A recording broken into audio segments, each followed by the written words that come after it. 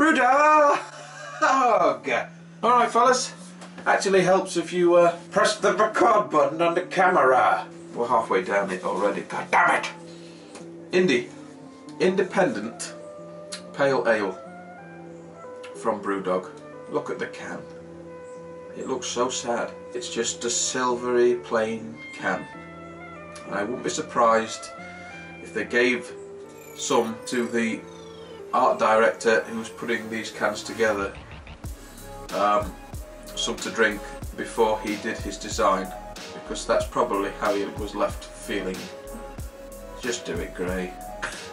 The can is as interesting as the beer itself. Oh my god! Probably going to upset some people here, some BrewDog hardcore fans. But let's be honest, if you've tried this independent pale ale, it's 4.2%. If you go on Rate Beer, they've got it down as it having citrus and tropical notes to it. I'm going to be honest, it tastes not too much dissimilar from the cheap lager that was being served at the all-inclusive hotel that we've just come back from, where they're serving it hand over fist, they're spilling it, it's going everywhere. They don't give a shit because it tastes like it tastes. The cheap lagers, it's such a shame. And I say it's a shame because BrewDog come out swinging with the punk, and they put all this spiel of pulling away from the mainstream and keeping it edgy, and we've only got to read the can. At BrewDog we are uncompromising, bold. There's words like ditch the mainstream and say hello to BrewDog. This is not ditching the mainstream. This is fully joining them. I don't know what's gone off here. Stereophonic ale for the 21st century. What does that even mean? An independent pale ale made in CinemaScope in Scotland, born of independence and destined to live independently. I think they're right there. This is destined to live independently on its own, away from everything else. I didn't buy this, the missus bought it. She went to the shop and bought it, and I'm pretty annoyed that she spent the money on it.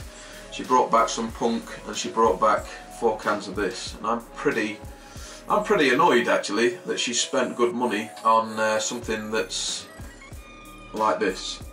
But what makes it better, what improves it, is going over to Rate Beer. I mean, Jesus Christ. I'm drinking the same thing that these guys are writing about.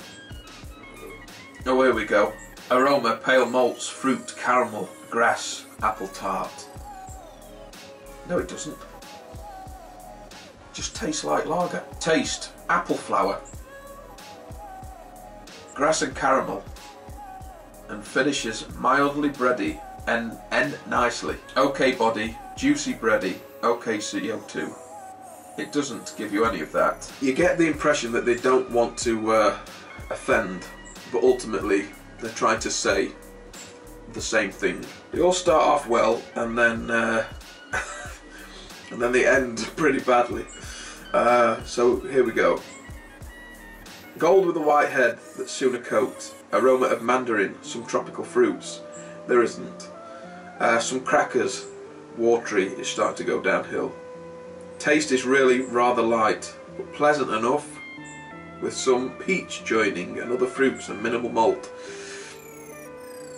A cooked corn note at the end. Pours golden, quickly disappearing head. Aroma of international lager with an iron and metallic hint.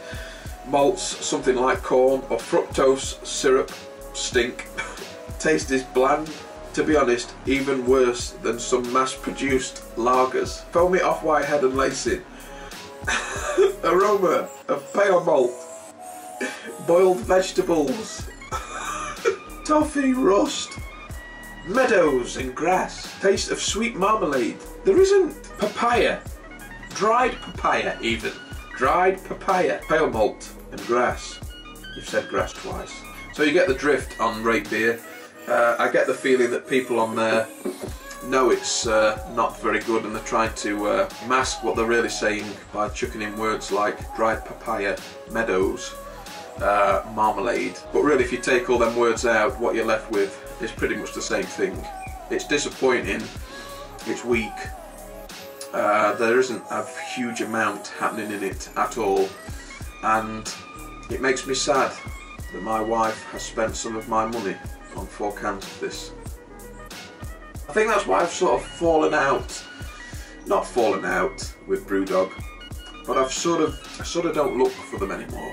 I still drink Punk IPA because it's in the supermarkets, it's easy enough for my wife to pick up or for me to pick up if I'm out and about, just nipping in for some bread and milk. If I'm out and about, there's much nicer stuff out there than drinking the BrewDog stuff.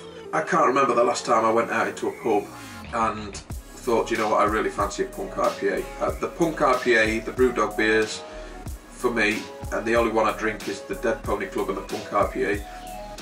They're beers that are, for me, classed as like something that you can just chuck in the back of the fridge, and if you're feeling like you need a beer, you just take it out and drink it for what it is. The Northern Monk IPA, the New World IPA, that one sits side by side on the shelf at Morrison's with BrewDog, and for me that is a much better beer than the Punk IPA. I don't know what's happening with them. I think I decided to just get the camera out because I was more annoyed that we'd spent the money on this. The fact that they're putting the old spiel of uncompromising and bold, it grated on me this time. But you've just done it with me with this. You've really annoyed me. Uncompromising and bold. This feels definitely like you've compromised.